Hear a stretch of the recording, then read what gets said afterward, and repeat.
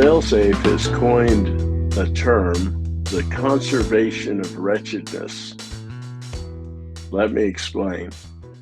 I've invested years investigating accidents, incidents, and the details of each event are unique, always, as you'd expect, but the causes are actually all the same.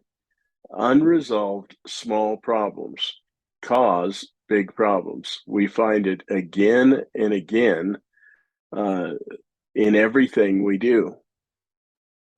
Honestly, it's frustrating. An incident will occur, we'll begin investigating, we'll gather evidence, and the evidence then will begin to show us small unresolved problems that lined up like dominoes that contributed to the event. And people knew about these small problems, but they never thought they'd lead to such a large incident. And that is exactly what causes big problems every time. That's the conservation of wretchedness at work. When people do what they know they ought not do, for instance, those small problems leading to a major incident, they thought the consequences would not be that significant, or maybe they could get away with it. They may have even been told to not worry about it.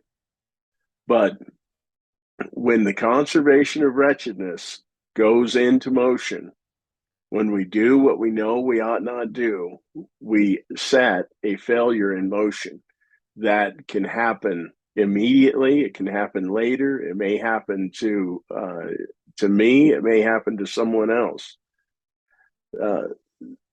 These experiences that we've had over the years, I mean, this goes back to the beginning of Failsafe, 1985.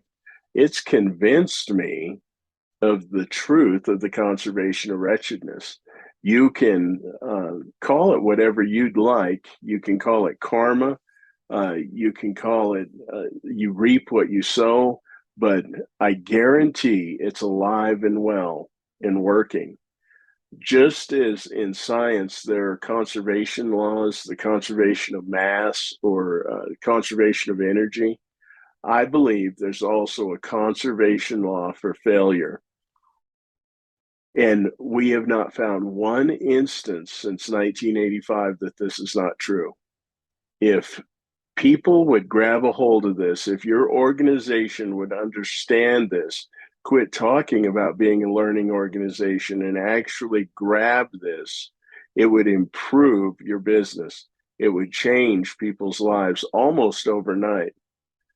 I believe that people default to what's easy, the path that of least resistance. They blame. And when you blame someone or something else, you abandon all efforts to understand.